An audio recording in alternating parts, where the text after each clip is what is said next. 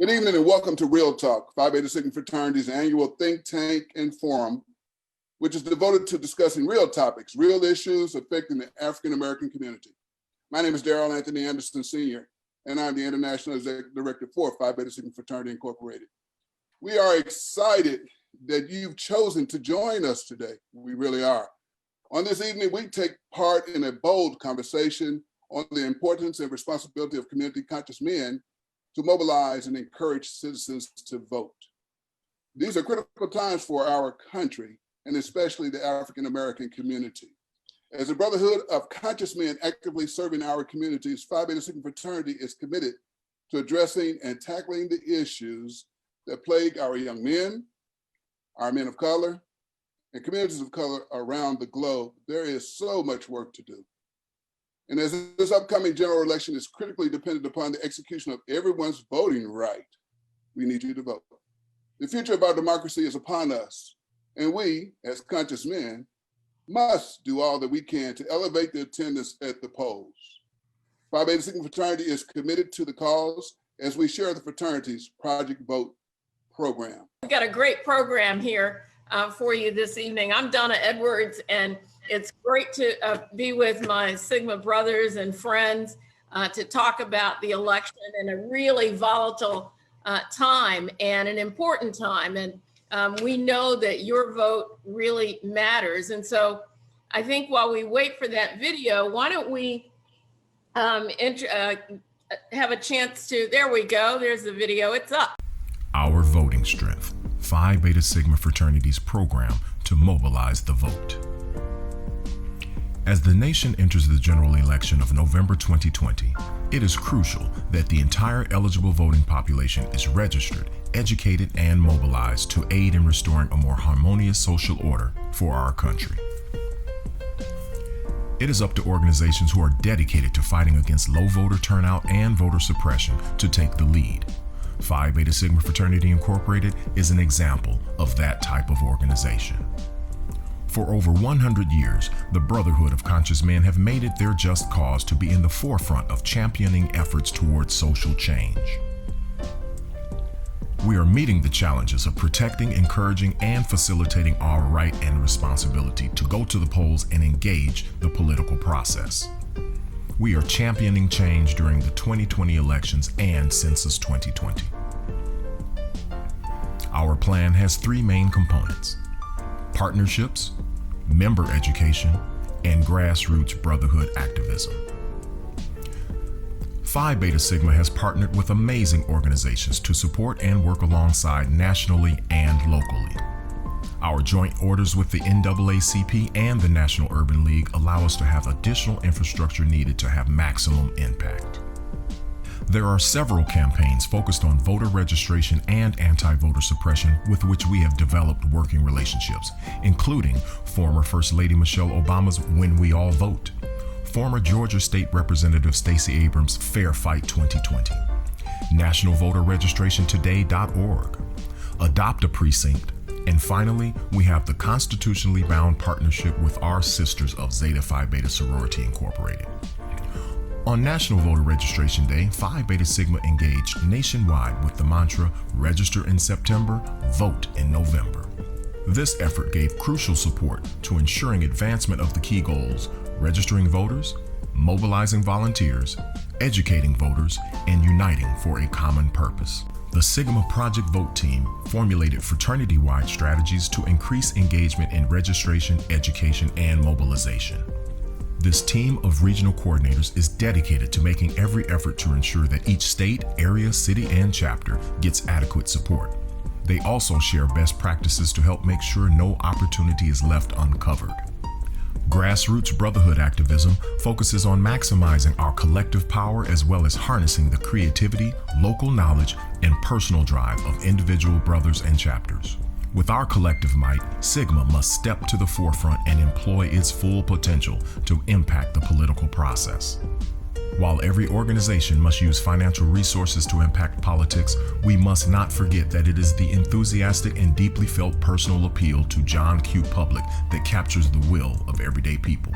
We must never forget that the power to change the course of this nation ultimately rests in the hands of the citizenry. We must stay conscious of the fact that local elections and politics set the stage for marshaling the control of national power. When we go out to effect change as a brotherhood of conscious men actively serving our communities, it is the impact we have in elevating the poorest, most powerless residents of our major cities that may produce an epic champion of human rights like Brother Elijah Cummings and Brother John Lewis.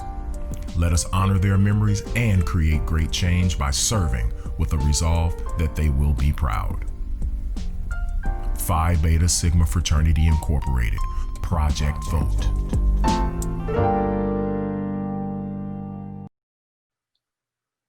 Please allow me to introduce the phenomenal panel and moderator for the evening. And the person that's going to do that is our International First Vice President, Brother Chris Ray. Brother Ray. Thank you so much, Brother Anderson, and good evening, everyone. This evening, we have assembled a stellar group of panelists who are passionate and experienced in political process and the issues impacting the African American community. Please allow me to introduce them all to you. Mayor Muriel Bowser. On November 6, 2018, Mayor Bowser became the first woman ever re-elected as the mayor of Washington, D.C., and the first mayor to earn a second term in 16 years. Since taking office, the mayor has taken bold steps to reset D.C.'s global and national competitiveness, speed up affordable housing, diversifying the DC economy, increase satisfaction in city services, and invest in programs and policies that allow more families to live and thrive in DC. Honorable Michael E. Crystal was elected the 35th International President of Phi Beta Sigma Fraternity Incorporated on July 20th, 2017. This notable achievement was the culmination of a 35-year commitment to the fraternity's principles of brotherhood, scholarship, and service.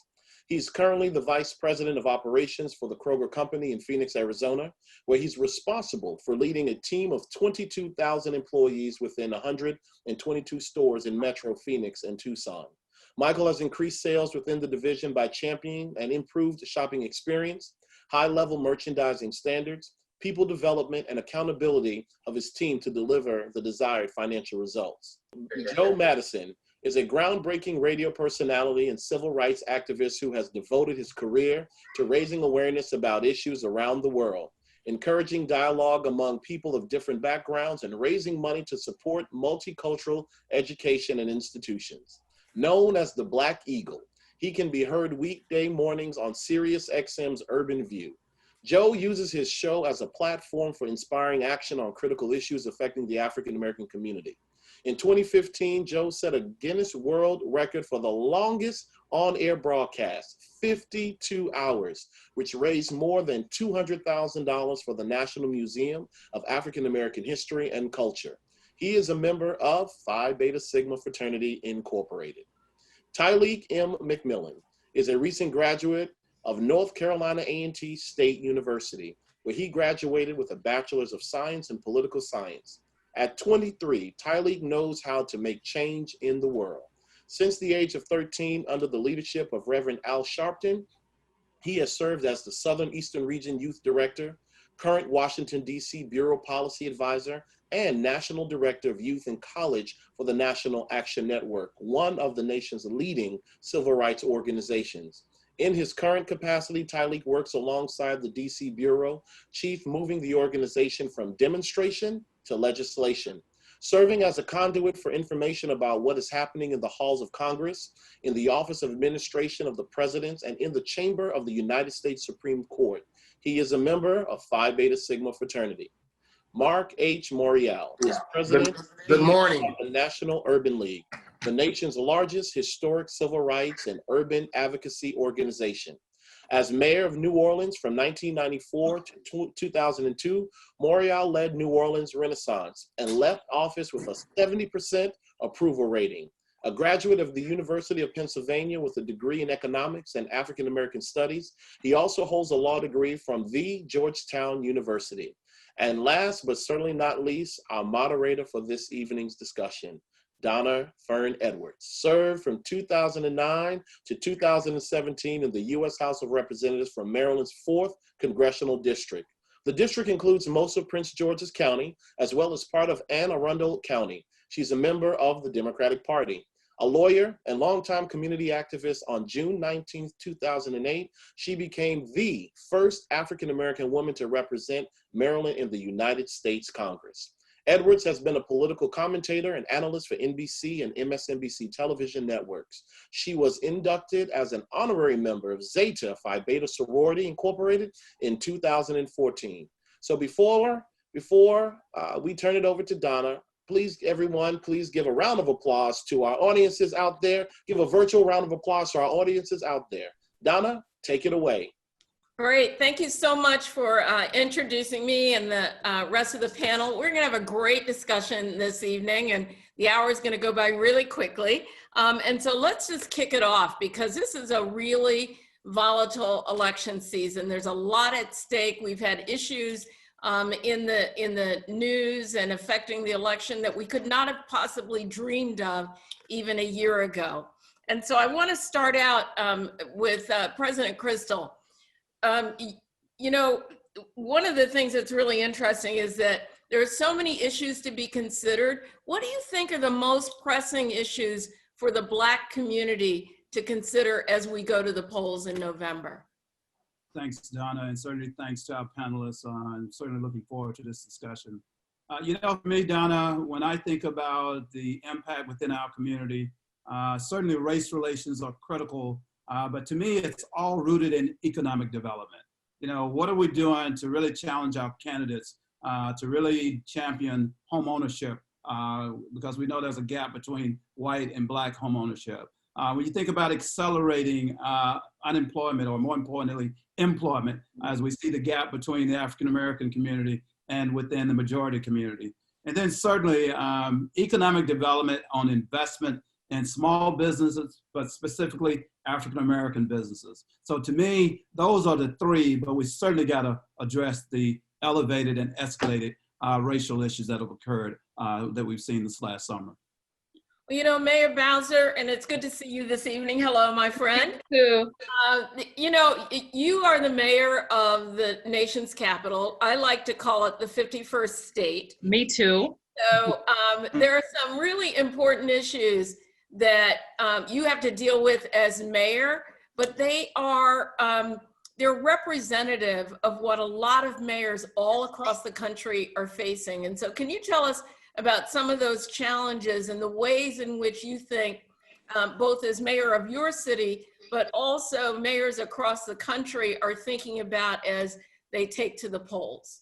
Well, Donna, thank you for that question. And I want to thank everyone for the invitation tonight. And I can say pretty succinctly, mayors are dealing with 3 waves of emergency.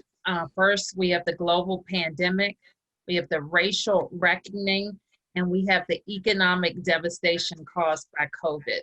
And all of those things are happening to us all at once that have caused people to be anxious about their futures, their health, and how our cities come back. So I think mayors are on the front lines, and we're doing this all absent national leadership.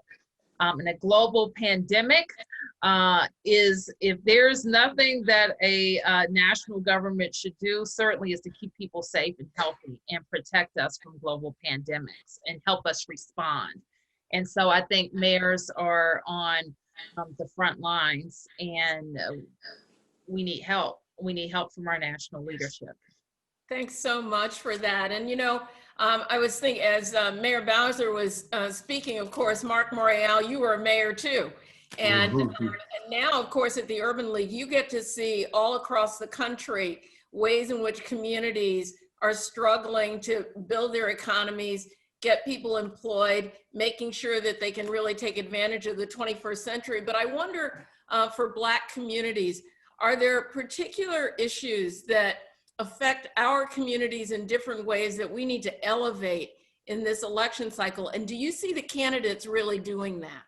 Well, no doubt. Look, thank you to you for your great and distinguished career. And certainly thank you to Phi Beta Sigma and Also, good to see Mayor Bowser. Good to see you, Mayor. And I want to lift up the mayors, because in this pandemic, the mayors and many governors have filled the breach left by the void coming from 1600 Pennsylvania Avenue to guide their communities, to comfort their communities, to lead their communities, and to make the tough and difficult decisions. So I want to lift that up. Donna, to your question, no doubt, the racial wealth gap, income inequality, and racial income inequality are stifling issues for Black America. The average Black family earns 40,000+. The average white family, 70,000+. The wealth gap is even wider. It's a 10-to-1 ratio. Right now, as we sit, right now, the avalanche of evictions and foreclosures may be coming down on our cities, may be coming down on our communities, absent intervention by Congress to assist with a nationwide foreclosure moratorium, a nationwide eviction moratorium, and funding for states and cities to assist them over troubled waters. Those issues for Black America are crucial. I look out today and I look with incredible pride on all of the African-American mayors, and particularly the African-American women who are leading American cities with strength, with determination, with a sense of purpose, and it is absolutely morally reprehensible that the Congress of the United States, particularly led by the grand old party, the GOP, would in fact rush with the first COVID bill to provide a lifeline to airlines and hotels. Okay, they needed help, but now make excuses about assisting cities and states. All sorts of excuses, all sorts of diversionary tactics, all sort of intellectually dishonest, if you will, misrepresentations. And so for Black America today, we have a short run challenge, and that is we have to survive. We have to keep the roof over our heads.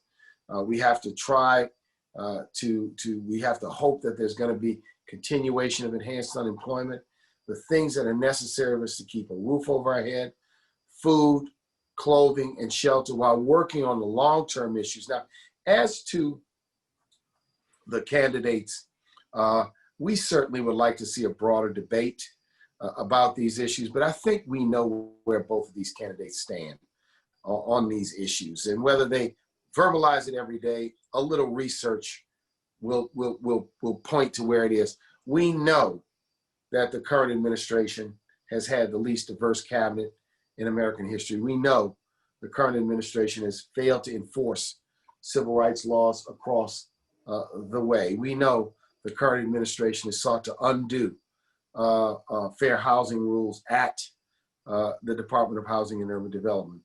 We know that that's clear. And I believe that every election is that where an incumbent is on the ballot is a referendum on incumbent. Well, I think I agree with you on that. And, you know, it raises a question of, you know, so this is what it comes down to. It comes down to voting, right? How many people are going to vote? Who's going to turn out to vote? And what are candidates doing to excite people about voting? And one of the groups that I worry about the most, and I don't want to put you on the spot, Brother McMillan, but you're a young person on this panel.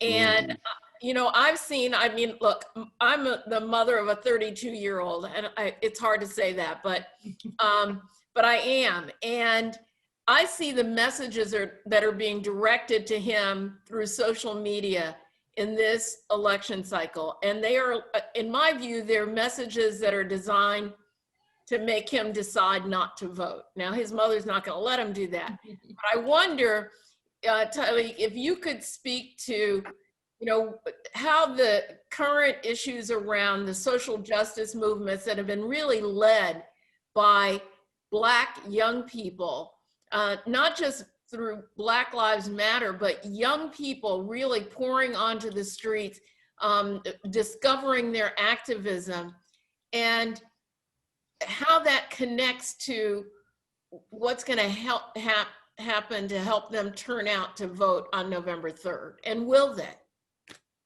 Yeah. Well, thank you so much for having me.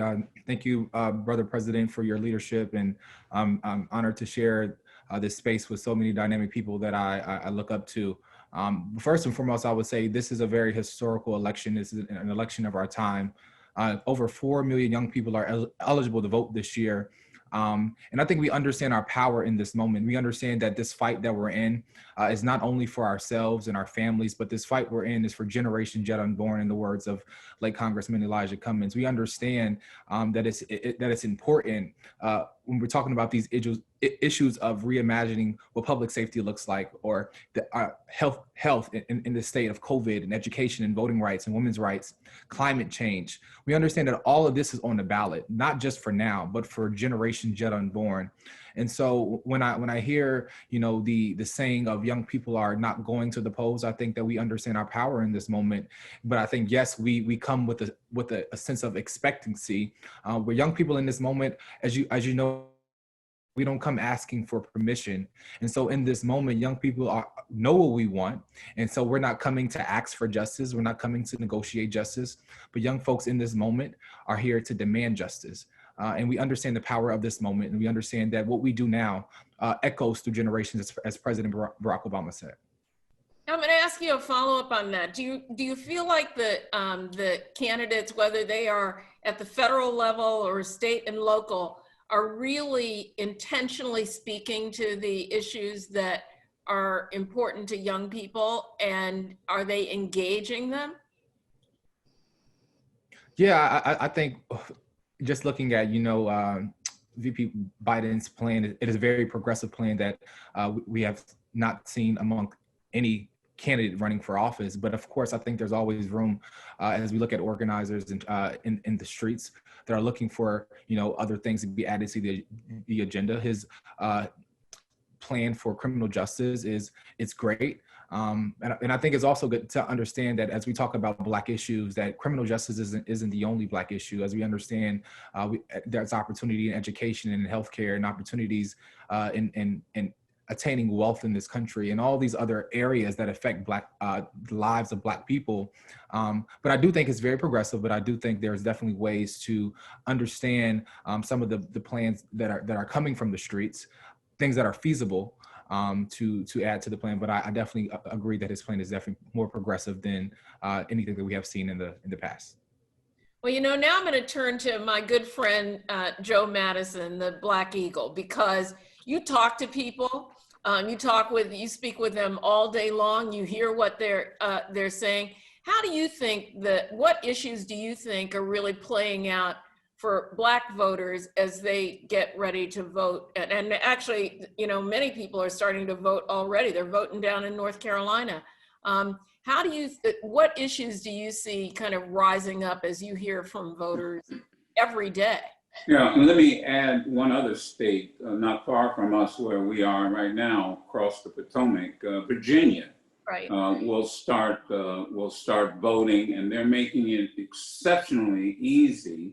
And that is, thank goodness, for a political shift in the parties there, because the Democrats were able, with a Democratic governor, delegation, and Senate, to change the voting laws to make it easy. As I was looking at my good friend Mark Muriel, I know that the Urban League has delineated every year in their report the issues that are extremely important to Black America. They're one of the foremost groups that did that. So I would refer the Sigma brothers to that report. But the reality is very simple. And let's speak about immediate need. Understand what is happening as we talk right now. And this is about the importance of voting down ballot. It's not going to be just what Biden and the Democratic platform is going to be about. We have got to shift, as you know, Donna, we've got to change that Senate. McConnell, for example, won't even show up in meetings to discuss the HERO Act. the stimulus package. The Democrats have asked for a stimulus package that will keep people in their homes, keep them from being evicted, keep them from losing their mortgages, their rent.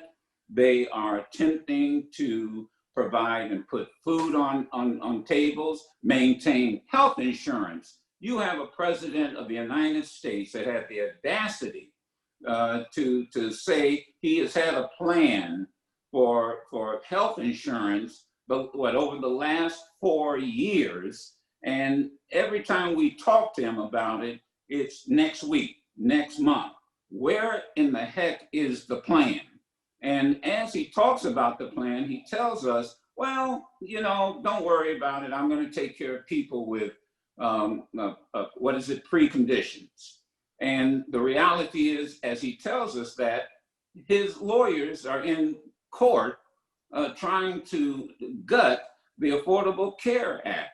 So right there in just a paragraph, housing, food, kitchen table issues, and as the young brother said, look at, you have Kamala Harris, who has put on the table the importance of trying to increase Pell Grants, which most students who go to historically Black colleges depend on, and additional funds to keep historically Black colleges not only above water, but to make them viable and competitive. I mean, we should be really proud, for example, of Howard University, where they jumped 23 places in the Newsweek rating of colleges. And that wasn't by accident.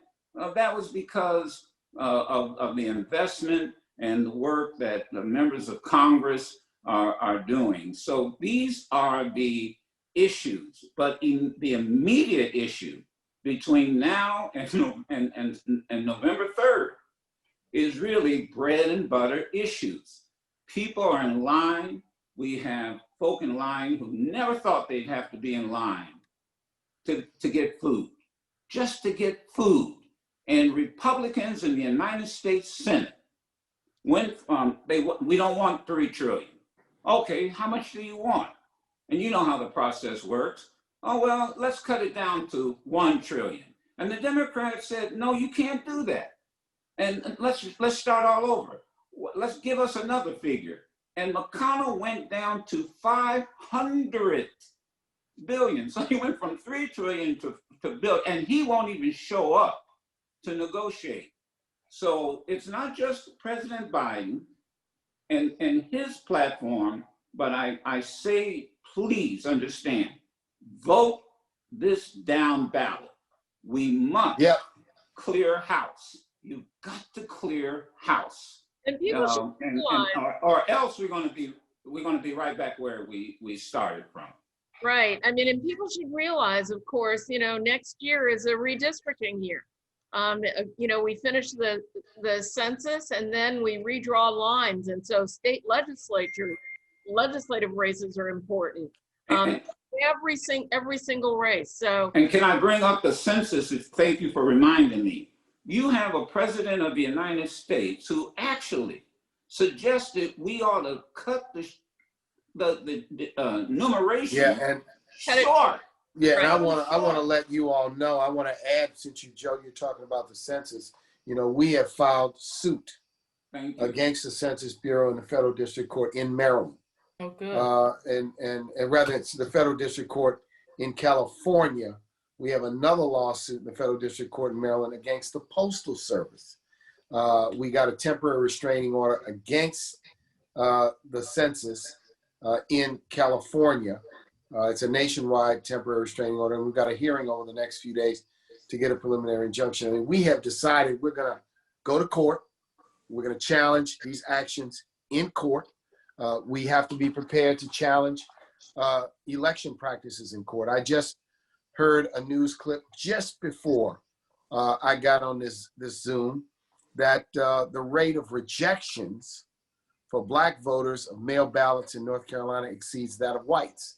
Yeah. So we're gonna have to throw a transparent light on this And if we have to go to court now, we're going to have to go to court now Right. to ensure accountability. This election is going to require us to be aggressive and hold elections officials accountable so that this election is not ripped off. And everyone on this panel, every person on this panel, from the mayor to you, the student, the businessman, every person on this panel counts on that census count. And, Yes. and they know that. It is what empowers us, and it provides the mayor with the resources, and we don't have to explain that to her, but the Sigma brothers, and look, we need, look, this is not about sitting on the fence. It really is not about, I mean, look, if you haven't made up your mind by now, then, you know, I'm sorry, I don't know where you've been hiding. Well, we may not have to make up people's minds, but we do have to get them out to the polls. Absolutely. But it does raise a question, President Crystal.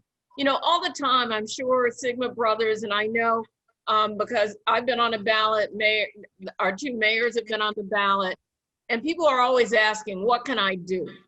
You know, how can I help? How can I help people vote and get to the polls? So, you know, why don't you talk about ways in which the Sigma brothers should be and are engaged in the election to make sure that we have the strongest turnout possible. We don't want to just talk about 94% of Black women voting. We want to talk about all of us voting. And so we need our brothers at the table too. Yeah, what a great question. Donna, we actually started really putting a lot of energy and effort around this election. That would be the 2020 election. We started in December of 2019, and our official public organ, we refer to as our crescent. We published the Battle of America, a comprehensive approach towards how we would go to market in respect to preparing our chapters for the upcoming election. Centered around voter registration. We've had a lot of energy and effort around voter registration, but we didn't stop there. We also put energy and effort around voter education. We thought it was important that we partner up with our chapters, partner up with the National Urban League, partner up with the NAACP on making sure our members as well as our communities was very well prepared. But then the last one, and that's where we're putting our energy now, and that is centered around mobilization. Partnering up with the community on making sure chapter members are supporting candidates as well as supporting our constituents getting out to the polls. But I think it's important that we speak on this one subject. You just touched on it. When you look at the data on 2016, we saw a disproportionate amount of African-American men staying at home. And so, yes, the sisters did a great job, and we've got to close that gap.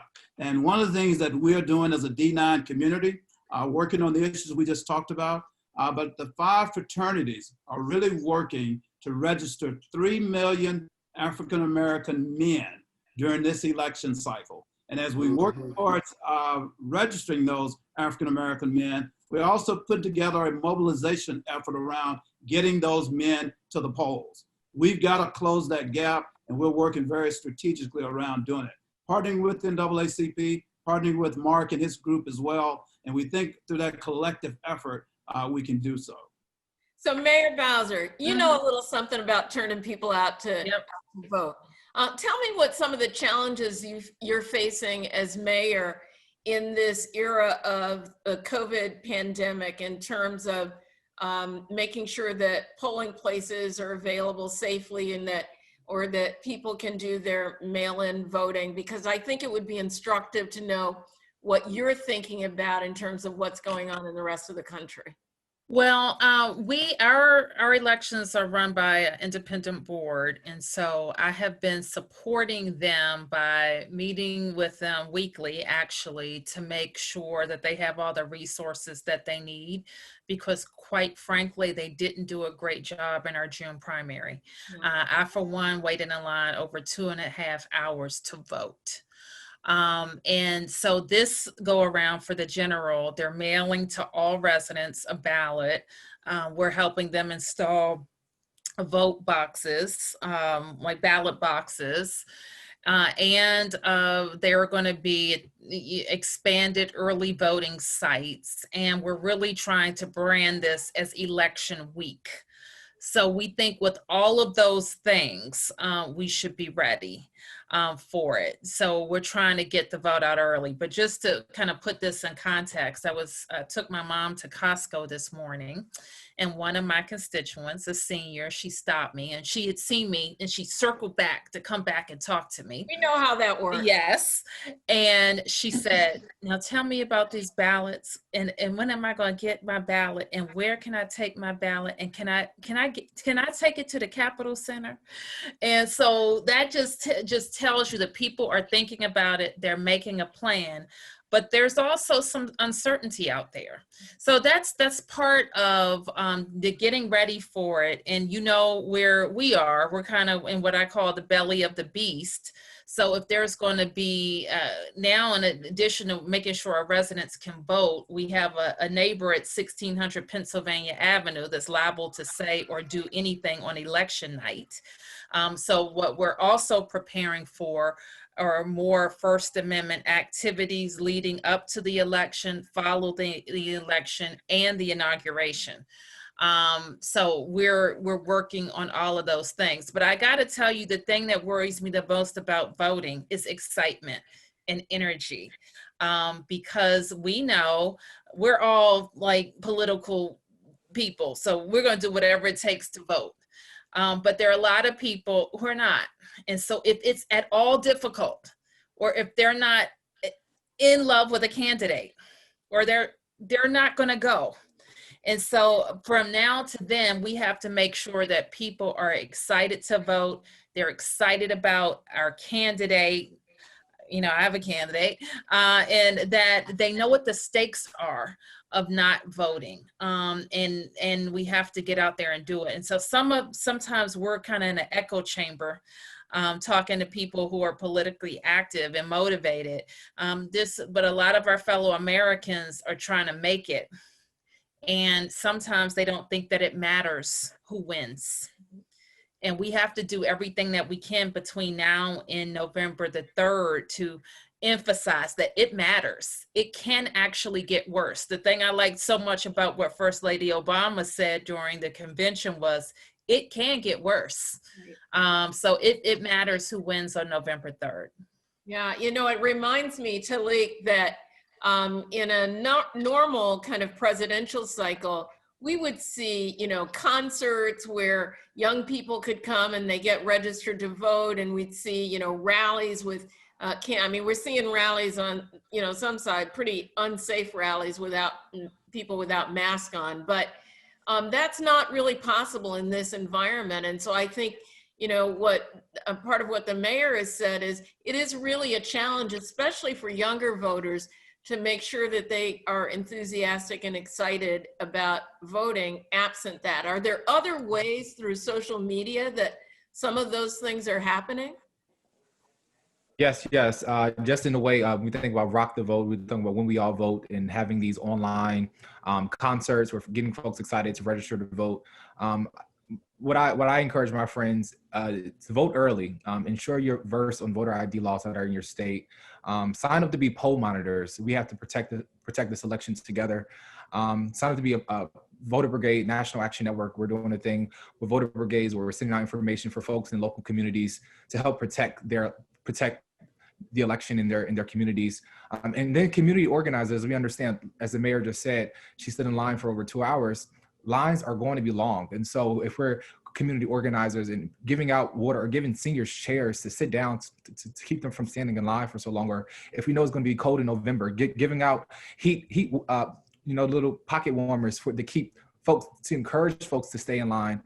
So we have to do all we can and pull out all of our tools to win this election. We understand, as I tell my friends all the time, for those who say, you know, the battle of, I'm not really feeling the candidate. I look at elections as, you know, it not being a Lyft or Uber where it's going to directly, I'm not looking for a political savior who's going to give me everything I want and be my fairy godparent. But sometimes I look at elections as not as the Lyft or the Uber that's going to directly get me to my result. But sometimes elections are like bus routes or like, you know, metro stops. it gets you close to your destination. We have to, look at the candidates that are at hand, and which candidate will get us in that right direction, and who aligns with your beliefs and values, and who can get you closer to that end goal that you're trying to reach. Yeah, I wanted to add something, because we tomorrow night, in conjunction with BET, are hosting National Black Voter Day. So it will be available virtually. We've got personalities, celebrities, sports figures. We'll be talking about steps everyone needs to take to put together their individualized voter plan. So we're doing that. Second thing we're doing, we have our own campaign called Reclaim Your Vote. We're working in a number of states and cities across the nation. We've got 19 organizers down there. We're asking people to volunteer. We've created a system where people can phone bank from their own house. So go to Reclaim Your Vote if you're interested in volunteering. And we're going to be doing a lot of activity. So it's good to see students doing things. It's good to see the Divine Nine doing work, civil rights organizations doing work. We all have to do our part. And I also believe you're right. This is about, an election's about a choice. Mm-hmm. And I say to people, it's about voting for the person who best aligns with your views and values. Maybe they don't perfectly align.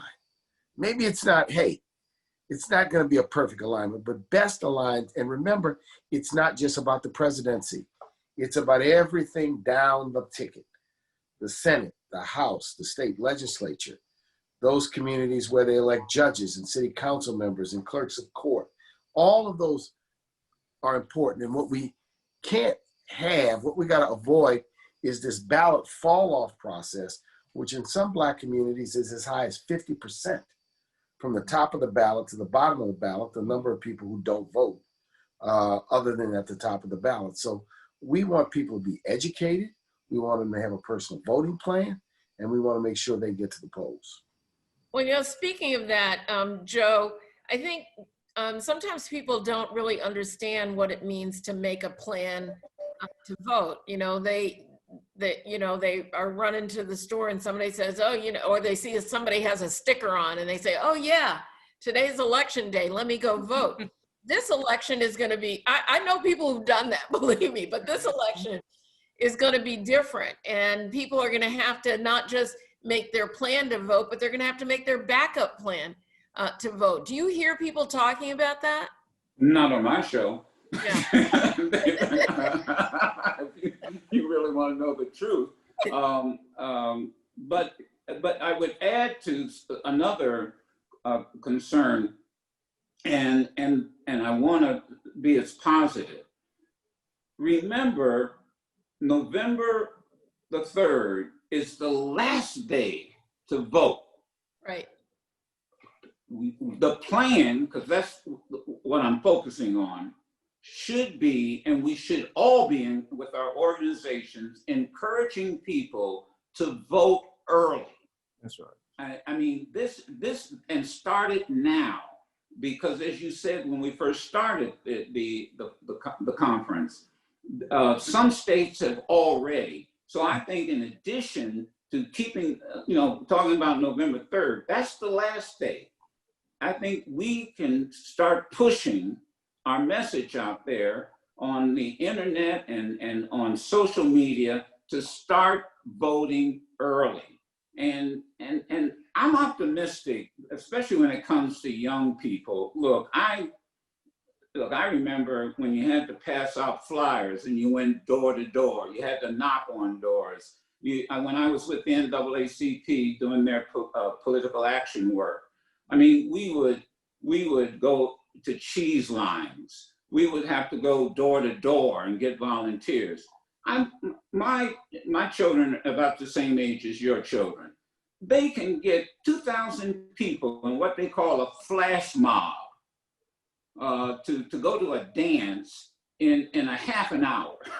And so we have to encourage them to use this social media. And I'm confident that if we get their influencers to start talking about it, look, we're talking to each other, but the reality is that we need to get their influencers. So that's why I'm very feeling positive when LeBron James says, look, I'm going to put money into voter registration.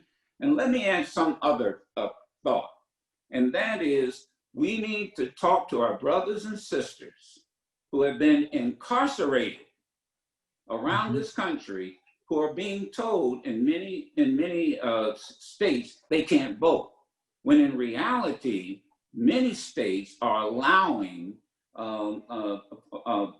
former inmates, former ex-felons to vote. And we've got to reach out to them because, to be quite candid, we all know somebody in our family who is in that situation.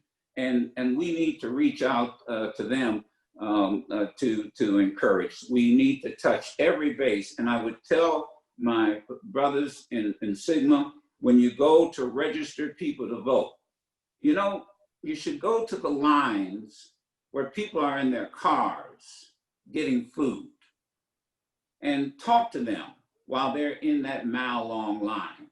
We tend to overlook the downtrodden. And if you go there while they're in a line waiting for food, and it's a mile long, you can tell them one of the reasons you're in this line is because of politics, because of political decisions that is made. So let us not look just at our churches, our fraternities, our sororities. We need to go into communities where people have been marginalized. It's tough work, but they may very well be the balance of the percentage of defeat or victory. We'll push. Oh, go ahead. No, I would say I will push all of the undergraduate students who are watching this right now to push your universities. I know that North Carolina A&T State University, where schools are, giving exceptions for classes for students to be able to vote, or companies are allowing their employees to take time off to vote, or making election day a day to be off. And so I commend, universities and businesses who are picking up that, that motto, and giving their employees and their students off on election day. So I would definitely encourage folks who are watching this now to go back and urge your administration, to go back and urge your CEO and to pick up that same plan. Donna, can I add just one quick thing? Absolutely. Yeah, I love the comment that Joe mentioned when he talked about influencers and who can connect with the audience better. And again, we had an opportunity last night to have some conversation in the D9 community with Sybil Wilkes. And one of the things that we talked a lot about was we're gonna really use as many of our celebrity members to really get out and really champion the cause within our community. Because we know it's gotta be a full court press on connecting with our community. Whether it's being, I like the way the mayor said, those of us who are really intimately involved, we're gonna be there. But how do we connect with the broader audience? And we're going to use every resource. If you look back to 2008, we got a lot of criticism within the D9 community that we weren't as involved as we needed to be. And we took that very personal. And now we are really aligned as a collective group to do everything we can to register. I love your comment, Brother Muriel, in respect to the National Black Day of voting and registering. Phi Beta Sigma is going to be right there as well, and the D9 community is going to be right there. And so we've taken it personal. We've been very intentional, and we obviously have some level of motivation. When you think of one of the candidates being a member of the D9 community, that certainly has brought a tremendous amount of inspiration within the community. But we know that we have a cause, and when Joe talks about influencers, we've been very intentional by fraternity, by sorority, on identifying celebrities who will partner with us to help us get that message out. That's powerful. That's great. And, I think we all have to do our part. And I hope people will tune in online tomorrow night for National Black Voter Day. It'll be inspiring. It'll be resource driven. We got to mobilize the entire community. This is as consequential an election as we've seen, given the pandemics we're facing, and given what's on the ballot. And we have to educate people that these issues are on the ballot. The HEROES Act, Joe Madison said, stalled in the Senate. Yep. The George Floyd Justice and Policing Act, stalled in the Senate. Right. A renewal of the Voting Rights Act, stalled in the Senate. Right. So we got to vote up and down the ballot. President, we got to change the direction of the Senate so that these pieces of legislation that impact our community, help us survive, can be passed. The people are for them. The polling shows a new Voting Rights Act, people are for it. A robust HEROES Act, the people are for it. The George Floyd Justice and Policing Act, the people are for it. That's why it's being bottled up in the Senate the same way the civil rights bills were filibustered in the 1960s. Right. Well, I want to lift up and I'm sorry. I'm going to wake Muriel up tomorrow morning to be on my show to talk about the BET special now. So you got a call. Yeah. You'll be getting a call at 6 in the morning. You got it. I'm up. That could happen. You don't even need a booker. I wanted to lift up, Mayor Bowser, one of the other things that's that is stalled is the DC state Admission Act. Yep. And when you think about the Senate, I mean, we are this close to changing the Senate that could make that kind of difference for hundreds of thousands of people who are in the District of Columbia who have no representation. So maybe just, I always want to give you a minute. Well, I was going to jump in, but I want to thank you for bringing that up, because to add to Mayor Muriel's list is our Statehood Bill that historic support in the House, passed in the House, and is actually calendared in the Senate. And so we expect that McConnell is going to do McConnell, but he never fails to talk about it in recent months. And we have a target, and that's the way he thinks he's going to save the Senate, by scaring Republicans about DC statehood. Governor. The support for DC statehood is growing around the country. We've had more attention to it this year than I can ever recall. And I think that the time is right. And so the Democratic nominee, our next president, has said that he's for it, and he has a history of being for it. We have the House leadership that is for it. And now it's time for us to get the Senate on board. And that's not just good for us. And it is good for us, not just for representation. We saw this year that the federal, without autonomy, without full self-determination that statehood brings, that the federal government can inflict its will on the people of the District of Columbia. Federal tax-paying citizens, literally tax without representative and without full autonomy. So we can only achieve it through statehood. I'm going to add one more bill too, and that's the Emmett Till anti-lynching bill. It is one vote away from being passed after over 200 times to make lynching, because what happened to George Floyd was a lynching. And when we talk about these kills, we are one vote away because of one junior senator from Kentucky, and they won't even allow a voice vote on the floor. And we have an opportunity to make this bill something that they've tried over 200 times. And I keep that on the table too, because Lord, if we ever needed an anti-lynching bill, it's now, because all we're watching is nothing more than legalized lynching by many of these rogue police officers. They may not be hanging them from trees, but a lynch, what happened to George Floyd and others was a lynching. And there should be a federal law against it. And there's one vote, one man who will not allow a unanimous consent on the floor of the Senate. So I'm gonna take the moderator's prerogative, and I'm gonna add not a bill on the list, but I'm gonna put the list of federal district court judges, circuit court judges, and Supreme Court justice. Yeah, absolutely. That a difference in the Senate can make a difference, not just for 4 years, but for generations. So, so there's a lot at stake in this election. And I guess the question for all of you, and I think we're running up to a time where we're going to let each one of you have a chance to close. And I think we're going to take some questions from our participants if we can get those questions in.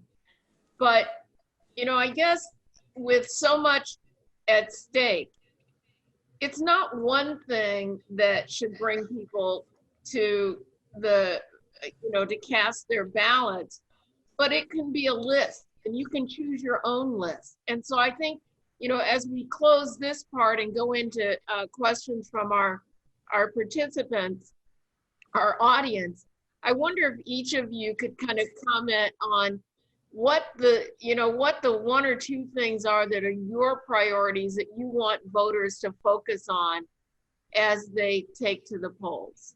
And why don't we? I'm gonna have to excuse myself in a minute to take another call, and I just want to thank you, Donna, and thank Governor Bowser and the Black Eagle and Phi Beta Sigma and the president of Phi Beta Sigma and the young man who spoke so well for being on tonight. But I'll say one thing. You said it, Donna.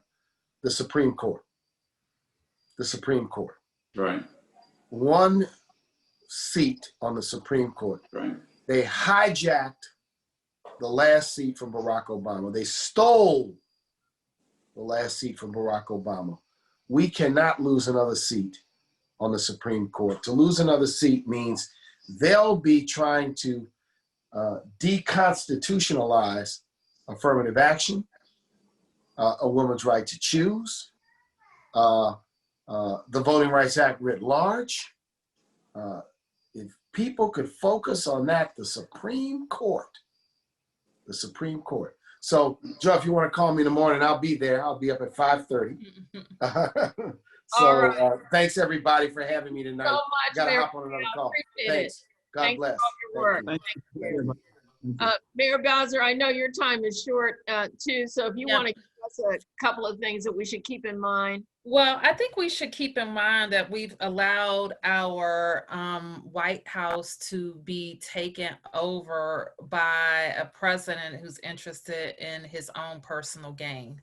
I'm going to take it out kind of a different tact at it, but literally they're using the White House to fill their pockets. They are using the White House for political events. He is hiring his own children. Now, just imagine this, Donna. If I, the mayor of the District of Columbia, tried to hire one of my family members to work for me, all hell would break loose.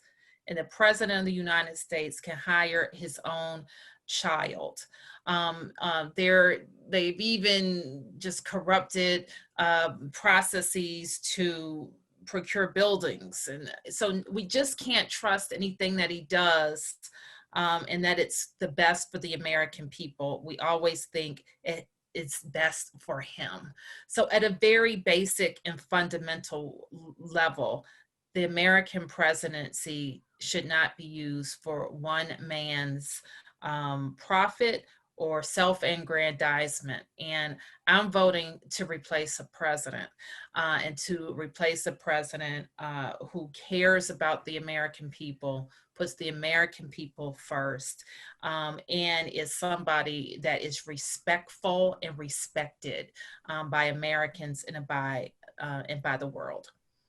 Right. And of course, on this call, we're all representing our own individual opinion. Yes, of course. But not the opinion of the Sigmas.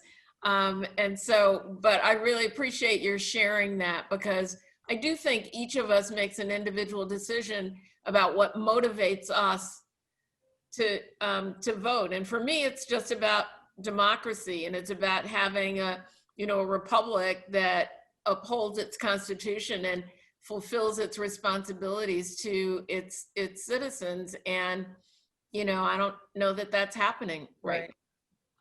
President Crystal? Donna, having the awesome opportunity to be the international president of a 250,000 African-American male organization. And I think about everything that's happened this summer, all of the social unrest, all of the police brutality, all of the negative images that have been advanced within our community. The thing that I'm most concerned about is when I look over at Brother Talik McMillan. What a great example of who our fraternity has the potential to be, and what example we're setting for him. And so when I think about this summer, I think about the social unrest, I think about this election, and I think about what it is that we're fighting for. We're fighting to make sure that a young man that looks like Talik McMillan, when he leaves home, he has an opportunity to return. And he has an opportunity to return because the police, they truly are protecting and serving the community. We shouldn't have that strong fear of the police within our community. And that isn't defunding the police, that's having a working relationship with the police within our community. And so when I think about what the students did, how we were out there protesting, how we were out there really letting our voices be heard, and we're moving beyond protesting to advocacy and working towards voting to inspire legislation, I believe the promise of tomorrow is encouraging. And I think we're going to see evidence of that through our young community stepping up come November the 3rd. So I'm encouraged, but I'm also hopeful. Well, thanks so much for that. You know, and I had a couple of questions that have come to me, and I wonder, Talik, if you might take this. The question is that even with a seeming divide between the Black community and the current president, do you still think it's important to meet with him before the election to hear views and to make our concerns and needs known? You think well, I think there has been plenty of attempts to get in the mind of the occupant in office. He has failed time and time again to meet the needs of Black people. And time again, he has shown his true colors. He is a racist, he is a bigot. And I think we currently, and I'm speaking for myself, have seen an occupant in the White House who is a pathological liar time and time again, who doesn't believe in the science and does not believe in climate change, and has no substance of shown compassion to unite the country. And so I think he has shown himself to the American people for this past 4 years. And I think it is our job to unite together to ensure that our children can look back on the history books and say that we stood on the right side of history. And now is the time to do that. Thank you so much. You know, Joe Madison, another question that came to us, and this is from Brother Rafael Matos, who asked the question about which of the candidates would have more of an impact on the conditions of the Black community, local or state or national?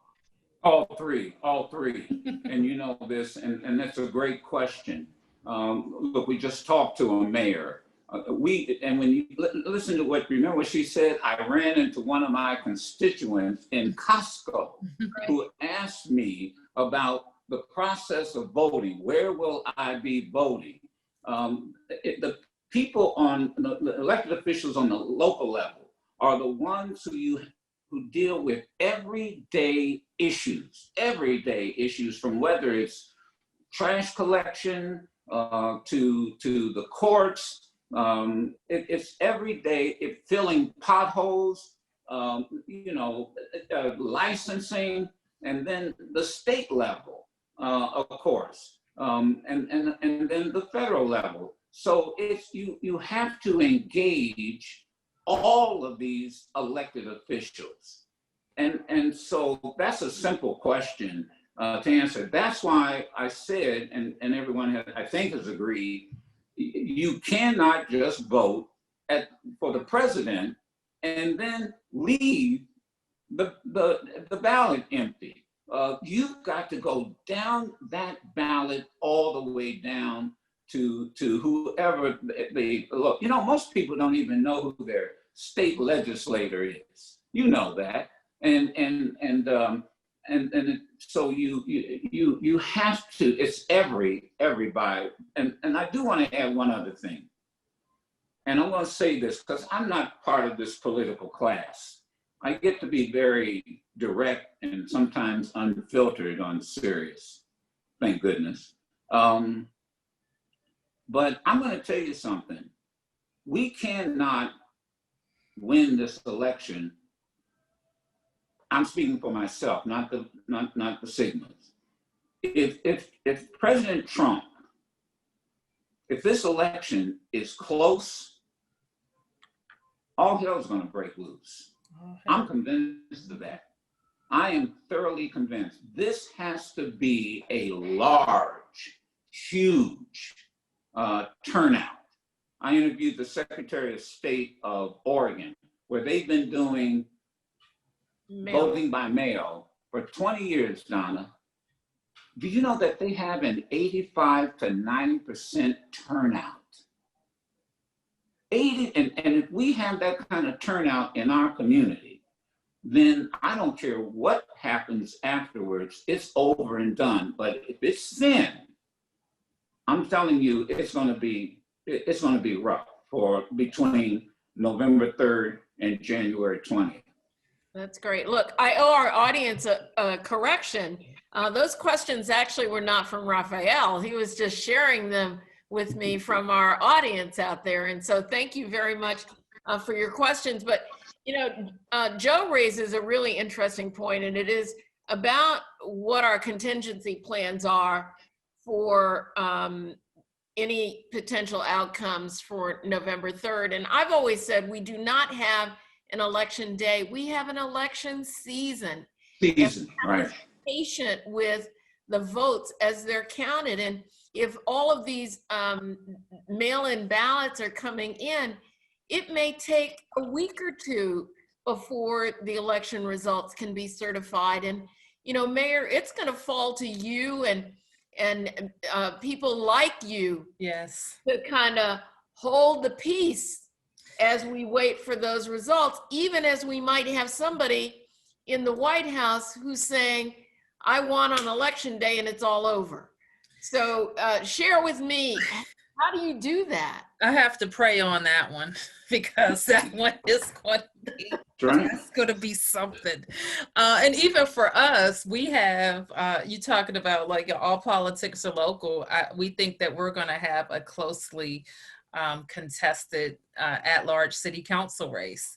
That not only are people going to want to know what's happening with the presidency and if we took the Senate and all of that stuff, but they want to know who their new at-large council member is going to be. And we have all of these different ways of voting. So I think you're right that we have an obligation right now, because we already have a president calling in to question the legitimacy of the mail-in ballot, to educate our electorate. The campaigns have to do it. Our political pundits have to do it. And we local officials have to do it too, to give people a reasonable, idea of when we're going to know who won. And it not going to be that night, more than likely, right? Which is disappointing, because I just foresee a lot of unrest, peaceful, I hope, but still things for us to manage in cities. And we've had our hands full over the last 3 months. Yeah, I remember the disquiet after the 2000 election where things were really not quite decided. And of course, given that we have an election this year where in 2016, the Electoral College vote difference was basically a little bit shy of 80,000 votes, 80,000 votes. Yeah. And in a state like Wisconsin, which is going to be very contested, in Milwaukee, in Wisconsin, the difference was 23,000 votes. Yeah. And yet voter turnout among Black people in Milwaukee was the lowest that it's ever been. That could have been the difference in an election. Same thing in Michigan with the voter turnout in Detroit. President Crystal, go ahead.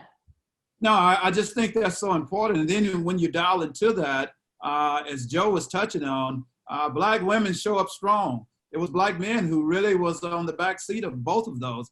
And when you looked at those key states, Wisconsin and Michigan, the African-American community compared to 2012 and 2008 was significantly less than what it had been. And if we had shown up, that would have made the difference, I believe, in Wisconsin, clearly would have made the difference in Michigan. and it could have potentially turned the race all the way around in 2016. So it's incumbent upon us, and we're owning that. Trust me when I tell you, the Black fraternities are owning the opportunity to really engage the African-American male on registering and getting to the poll. We've studied the data.